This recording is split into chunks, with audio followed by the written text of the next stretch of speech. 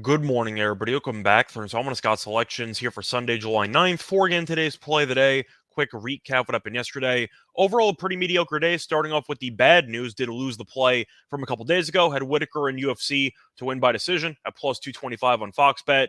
Didn't work out. Unfortunately for us, we ended up trying to get a lot of value on the favorite, the heavy favorite, at a very good plus price. And it didn't matter because the favorite lost outright. Duplessis took his head off in the second round, and Whitaker lost by knockout. But on the bright side, did win the baseball play from yesterday as we had the Braves money line at minus 148 on FanDuel. Really never in doubt. Strider was really good. Bradley was not, and the Braves once again dominated. Tampa's fallen apart, and we capitalized on it. Look for the winner here on Sunday. And for today's play, that going to pivot to the WNBA. Could look at a matchup between the Wings and the Fever taking place at around 4 p.m. Eastern Time. And for this game, going to take the road team in this one. Going to take the Wings minus 1.5 at minus 115 on BetMGM. Time recording of midnight Eastern Time.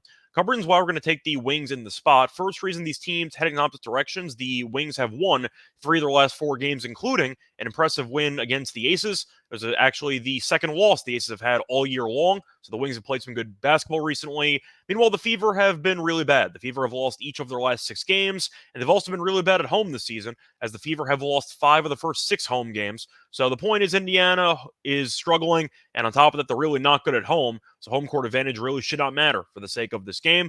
Plus, Dallas is a much better defensive team in this game, as the Wings rank 5th in defensive rating, while Indiana ranks dead last. They give up a bunch of points all the time, and Dallas does have a good offense as well. So I think that Dallas should be getting better looks throughout the entirety of this game. On top of that, recently, Dallas has been much better at rebounding. In the last 5 games, Dallas ranks first in the league in rebounding rate, and all season long, Dallas is actually number 1 in rebounding rate.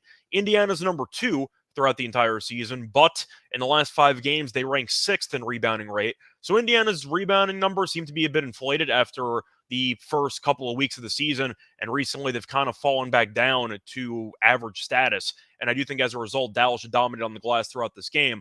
On top of that, Dallas has done well in the head-to-head, as the Wings are 5-2 ATS in the last 7 meetings. But simply put, you have a Dallas team that just beat the best team in the league. They're playing good basketball against an Indiana team that's been bad for several years. And once again, they're not very good, losing 6 straight games.